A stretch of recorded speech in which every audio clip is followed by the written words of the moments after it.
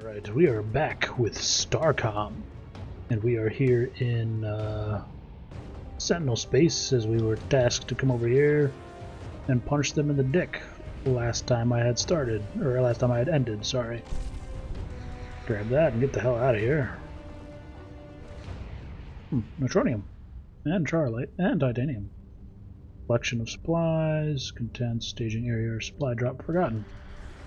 I don't know if it's surrounded by the frickin' robots, then indeed. I'm gonna go out to this star real quick, see if there's anything there. I'd really love to get my hands on the laser beam this round.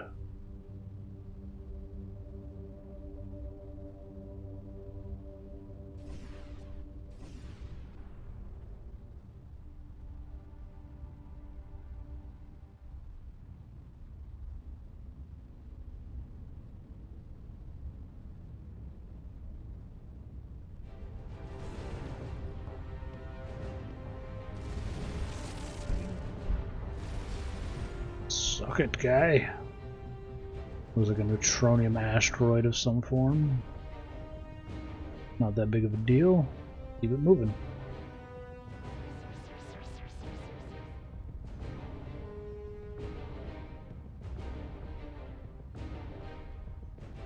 The entire surface of this planet is covered with a lattice of solar collectors and broadcast antenna. Team's engineer observes that the array collects energy from the sun and redistributes it to select clusters of antenna which broadcast a powerful signal at targeted locations in the sky. Every few hours, the antenna change target. Analysis of the broadcast signal reveals that it consists of 3 parts. The first part is a primer, apparently designed to teach whoever receives the signal how to interpret the rest of it. The second part is a crash course on physics, chemistry, engineering. A race that could receive radio signals, but had not progressed much further, could quickly use this information to jump past their industrial age and begin creating advanced computers, fabrication technology, and robotics. The final part was designed for a complex neural network, a fairly sophisticated AI. Using a quarantine sandbox simulator on the AI, we determined its modeled behavior. First, it would aid the recipient race in completing any part of the tech bootstrap process they had not yet mastered, up to the point of providing a general-purpose fabrication system that could supply all of the host race's needs. At a certain point, once the host race was determined to be fully dependent, it would redirect all fabrication efforts to producing a solar collector transmitter array using all resources on the planet, killing the host race ecosystem in the process. In short, it's a technological virus that targets industrial age civilizations who naively assume extraterrestrial messages are intended to be helpful. Well, that's fucked up.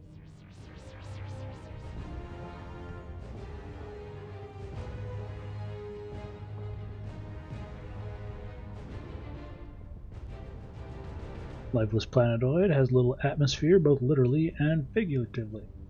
Some time ago, the fragment of a meteors were distributed over a wide area, scattering among the chunks of iron and nickel ore a small amount of platinum.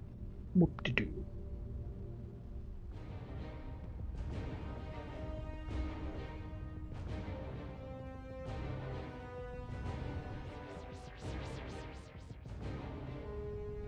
No anomalies discovered. Let's head back then.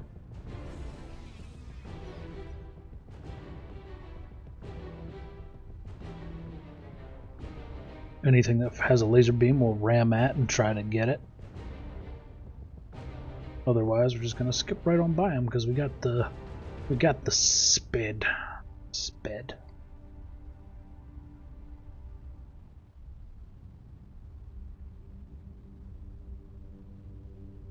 We got the need for sped.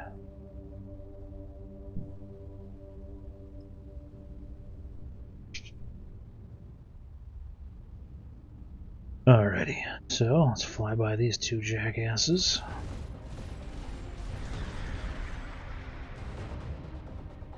Nothing on that planet.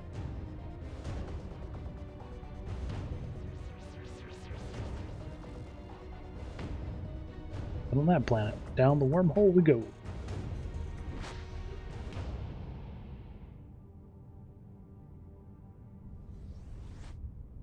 Over here? Okay then.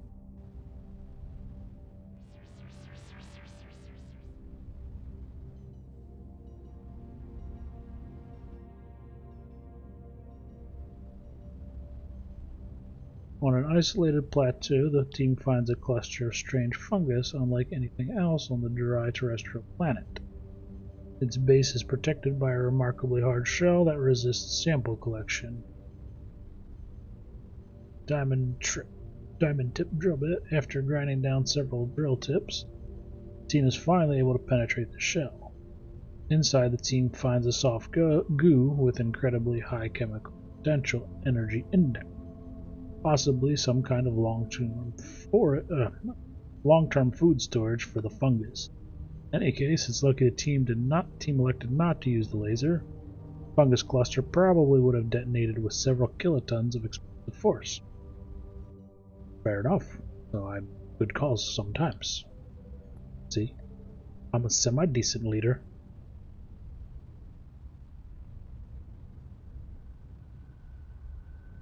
Maybe. You got laser beams? Yeah, he does. Not what I wanted. That's not what I wanted. Damn it, man. Okay. Shield drop. Let's get to ramming. Also saving before I do.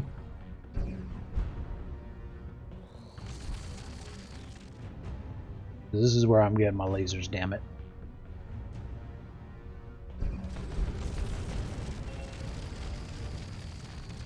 Okay, what anybody says, this is where I'm getting my laser beams. Like it or not.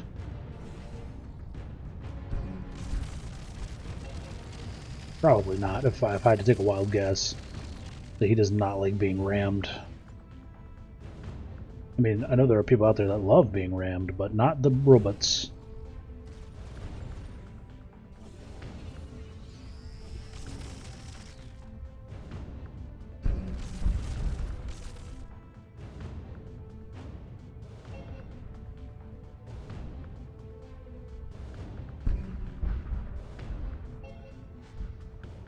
The lasers? Oh, you guys are dicks.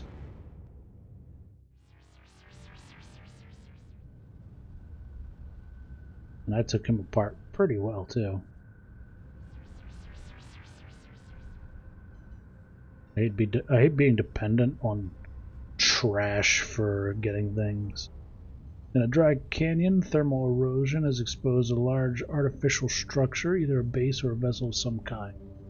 Inside, the team finds that most of the equipment was removed long ago, possibly prior to the structure being abandoned. The interior has one remarkable feature: the walls are almost entirely covered with beautiful fractal-like graffiti. Team Xenoculture expert speculates that it might have been part of some kind of ritual, if the structure had spiritual significance. Okay.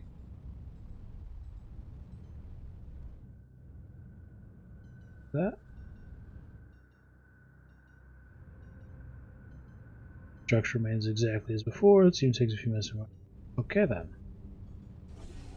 That's not helpful. But no. Soon we'll be doing something with that.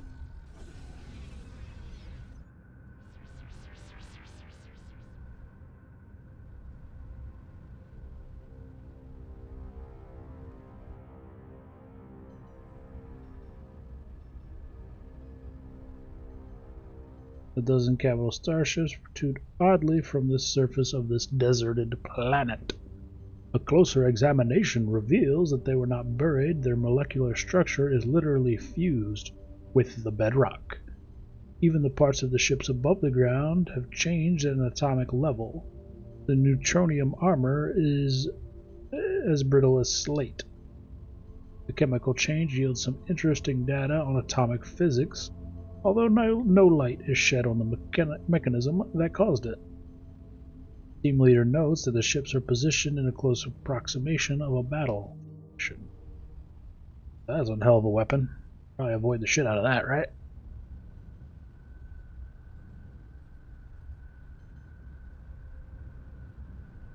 Are you a laser beaner? It doesn't matter, I'm gonna ram the shit out of you either way, but I'm not gonna take the time to kill you if you're not a laser beaner.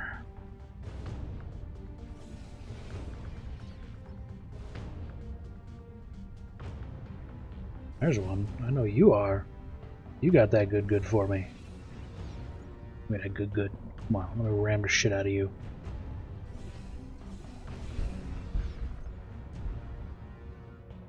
One more time.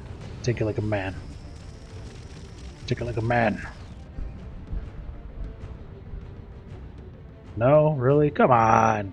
Yeah, damn laser beams, you sons of bitches. Our plasma cannons are garbage compared to your laser beams.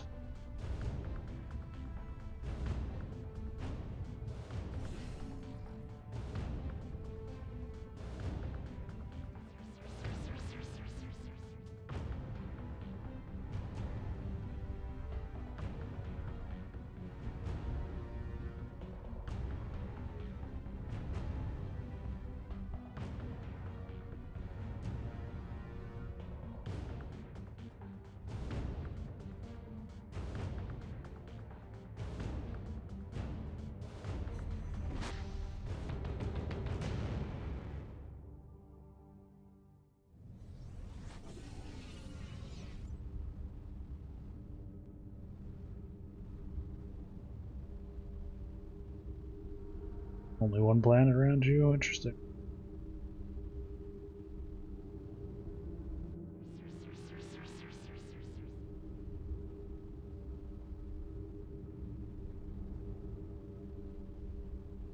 Crimson Giant. My stars, this Crimson Giant is putting out mad levels of... holy shit, I blew up.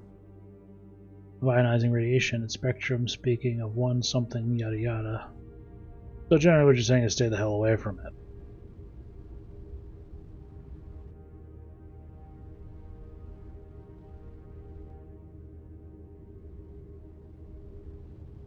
Is putting out mad levels of ionizing radiation, and spectrum is peaking around 1 femtometer. Maybe we should admire this one from afar. Our hull would start ablating within 450 astral units.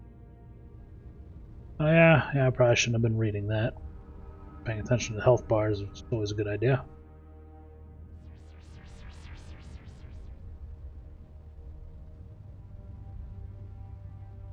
Going around that son of a bitch.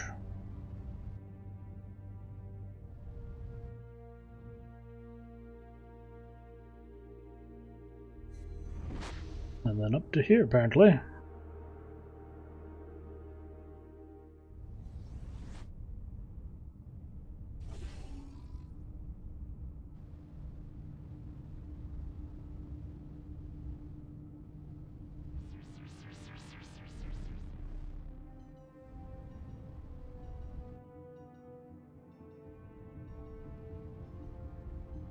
A fine pale green powdered dust, so wide plain on this rocky planet. And we get 6 adamantine. So is maybe helpful, I guess. I don't.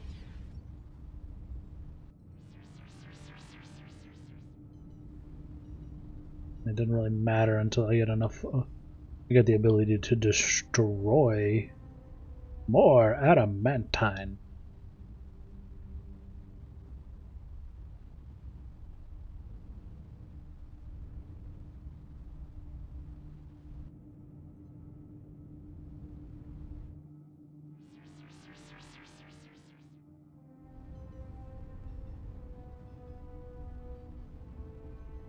Not clear what terrible celestial event pushed this planet's orbit so far out, but it happened quickly enough that the civilization had little time to prepare, and slowly enough that they must have known the end was coming. Well, shit. Seems their final efforts went towards creating a digital archive of their history and culture buried deep in the underground vault. Their technology level was not terribly advanced by Starcom standards, but the sheer volume yielded some interesting insights and cultural discoveries. The vault itself contains a modest amount of titanium, although dismantling it would leave little record for future visitors. I'll be respectful of the dead.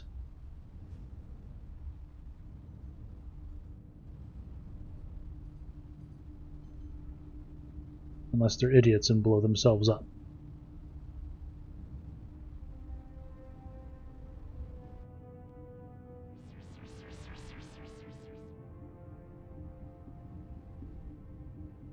And then we'll overall be less respected.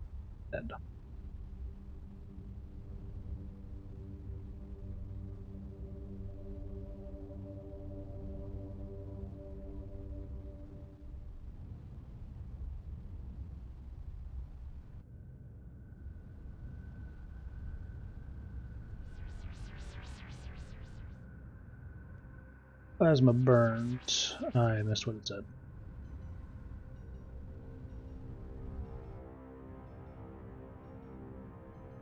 It looks like what looked from high orbit like high density mineral deposits turned out to be a Doppler distortion from a tar-filled bog.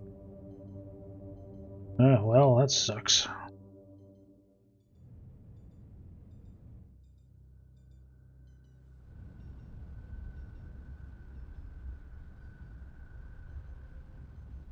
An enormous installation sits impassively as a trillion-joule discharge from the atmosphere onto its surface. Remote scans detect that it is actively using the electricity to power some internal activity. Approaching with this level of electrical activity seems extremely risky. Well then, let's return to the ship.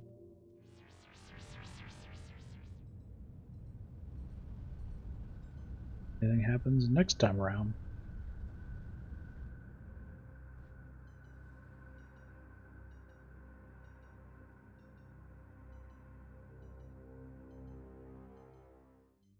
The survey team lands during a rare lull in the powerful electrical storm that surround the planet. Taking advantage of possibly brief window, the team enters the imposing installation.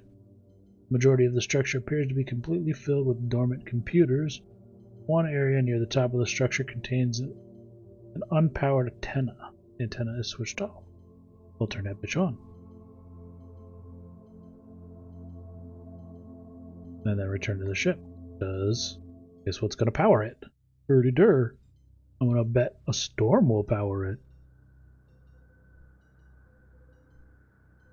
Powerful electric storms have returned while approaching what would be foolhardy under these conditions. The team's communication officer detects a faint signal between the installation point and in space at 42.6 and negative 20.4.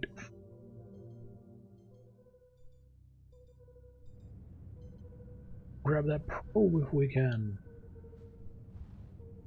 Oh yeah, you're coming to me. Oh, it's empty.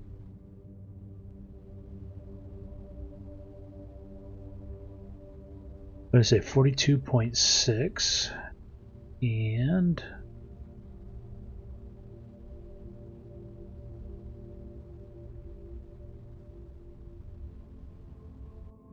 that's not right.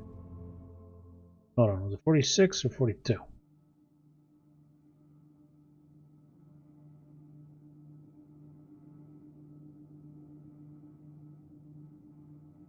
42.6 and 20.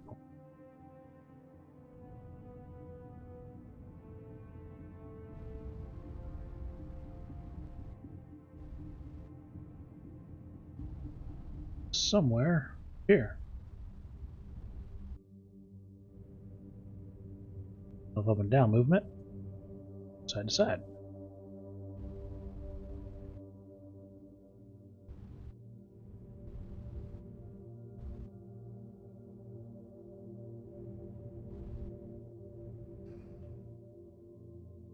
The object appears to be an automated relay station designed to collect incoming signals, store and retransmit them. It has some data in its databanks, but broadcasting antenna is currently inactive.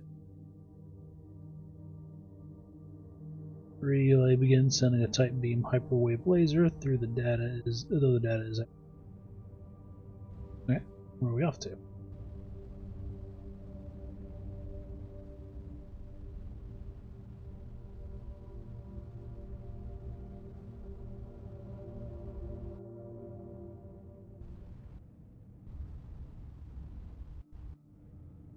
And go fucking seek in the clouds here, apparently. Another relay. Laser.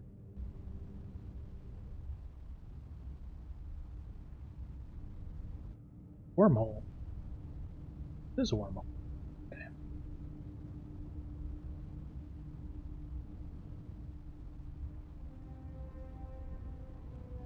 Check around real quick, make sure we're not missing anything. In this super duper dense cloud. Oh, another wormhole. So we are slowing down, we're speeding up. Speeding up.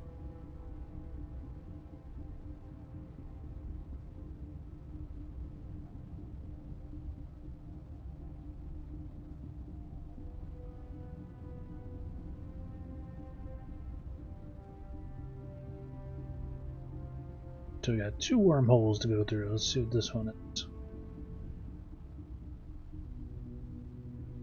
See where it leads. Into the unknown. Sure. Whoosh.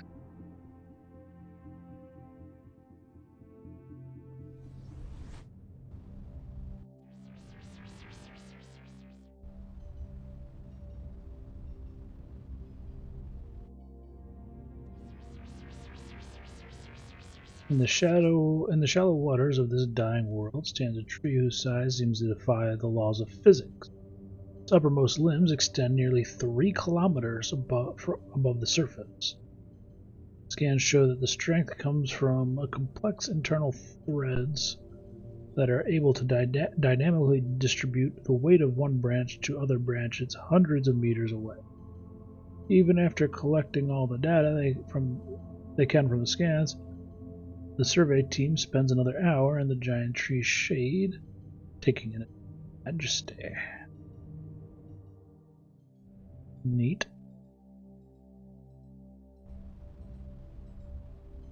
Is there more to do there, I guess? Idris.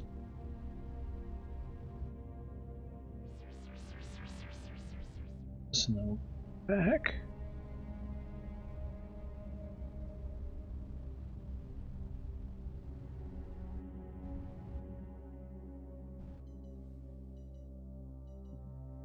What else there is to do here?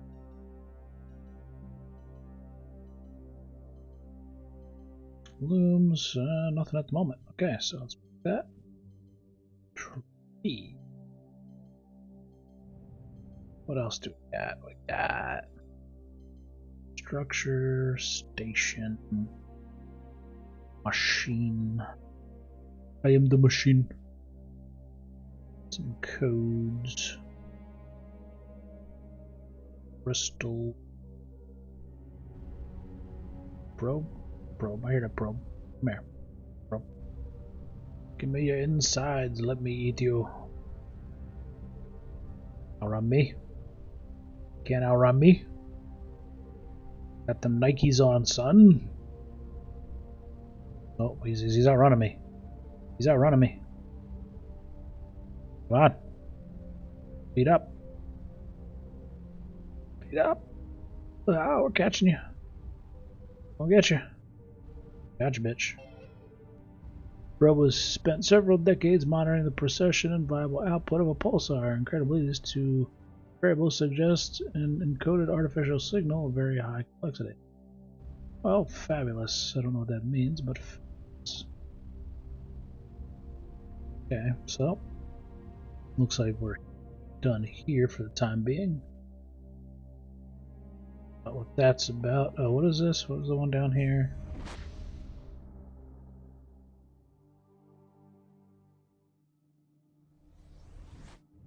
Let's see. Adventure time with Toric has turned into mystery solving with Toric. So some graffiti. I can spell graffiti, I promise. I'm not stupid. I am potato. Alright, let's see where this one leads then.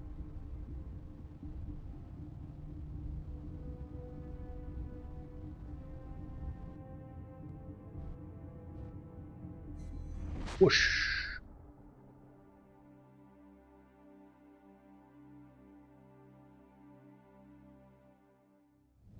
Oh, there's a bad guy around, chow.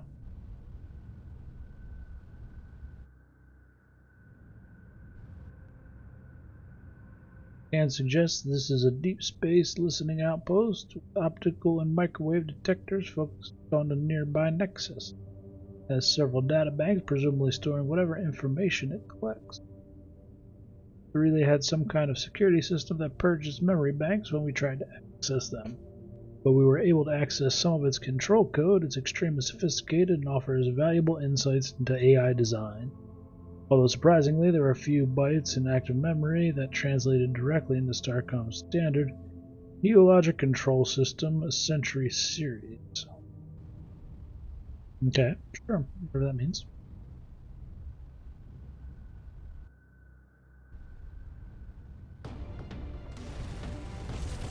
No, oh no, oh no. Oh no, goodbye.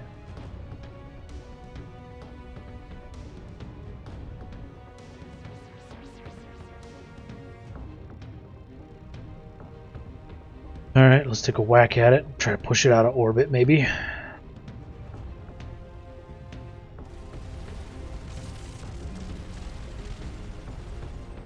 Oof. I mean, we rammed that thing pretty damn good.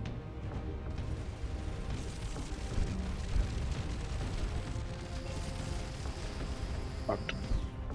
Super duper fucked. Alright then.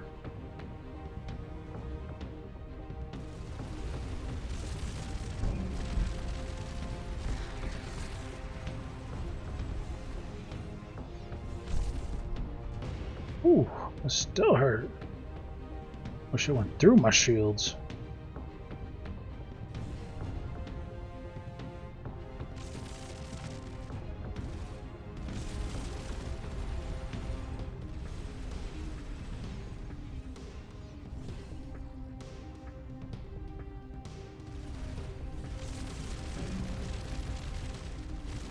Unlock. Please unlock from the station that we're trying to ram into.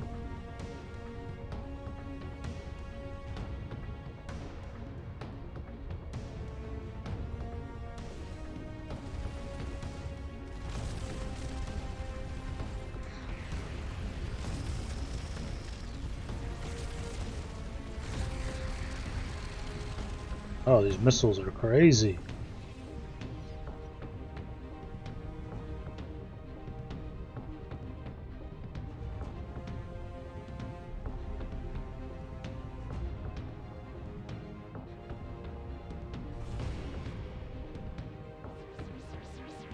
Alright, so we're almost repaired.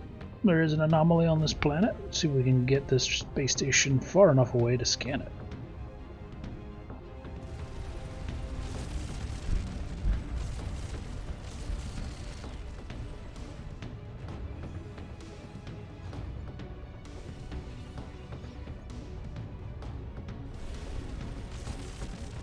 Damn it, man. How to ram.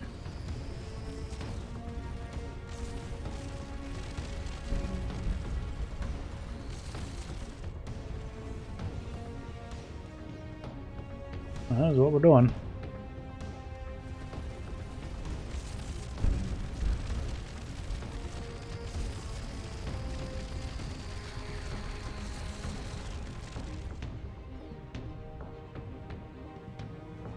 That was a good hit, though.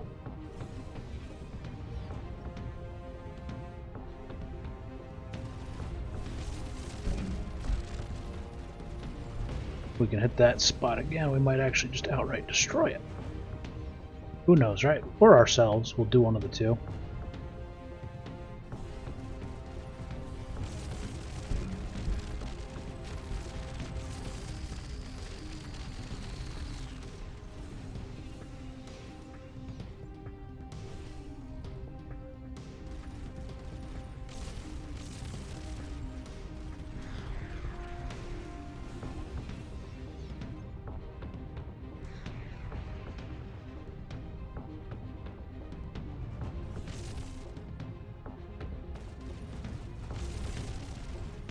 Man, hit the damn thing. Hit the thing like it owes you money, you son of a bitch.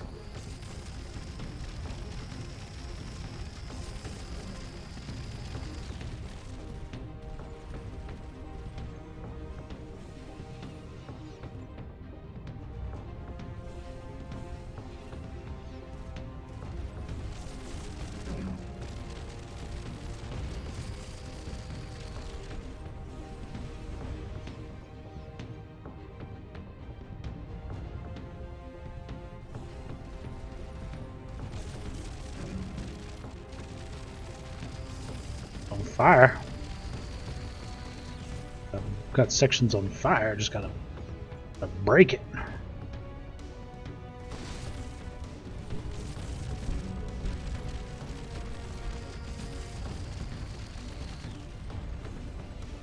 Weakening slowly.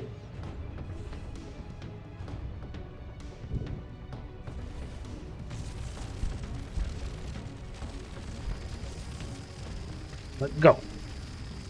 Let go. Go. Get off me.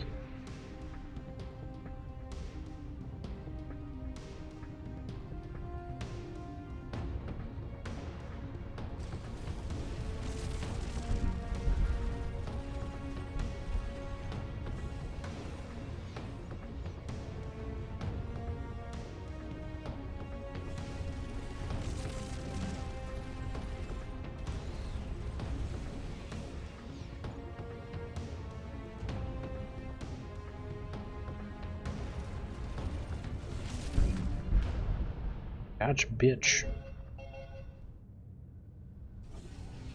Ramming speed. It's silly that works. This temperate world was home to a space-age civilization until very recently, probably no more than 300 years. Team's archaeologist observes that the technical level of the attackers was significantly above anything observed in the ruin, suggesting the devastation was not self-inflicted. Nor did it inflict total extinction. Scanners detect bipedal creatures watching the team's movement from the ruins. Try to make contact. After several unsuccessful attempts, the team's xenoculture expert is able to coax one of the creatures within a few dozen meters, although they remain within the tall grass where their natural camouflage renders them nearly invisible. Via the universal translator, he learns some of their history. Long ago, the gods had sent their ancestors 3 rules. No one may visit the Black Island of Eos. Neither you nor your descendants may ascend to the heavens.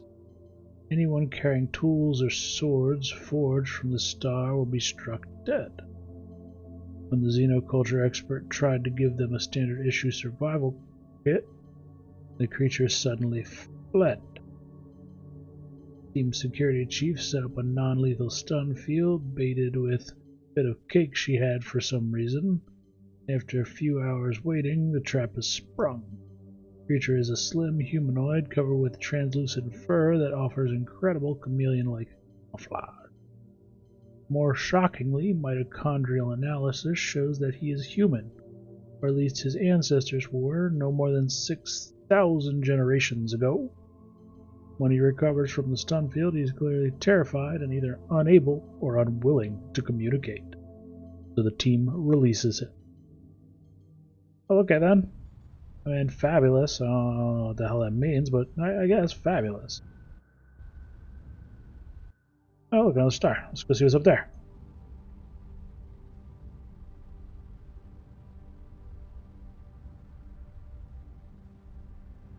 I swear, ramming speed more effective than plasma cannon even. Are you a laser beaner? I'm still looking for my laser beam. Oh no, oh no! It's another station. Fuck that noise. Oh no. What is that? Why is there a red giant beam? We're leaving. I don't know what the hell that is, but we're leaving. Absolutely not. Absolutely no thank you. Alright, so... Oh no, there's more. There's more coming. There's more coming. Run away. Run away. Run away. Okay. So, with that, we shall dock up. See if they have anything to say. No, they do not. We could use definitely more bodies. That's all for now. Nope. And nope. We got 1,400 research that we're using. Do missiles. Do havoc defense. Or we can finish up the laser beam or the plasma cannon. Nothing else of note.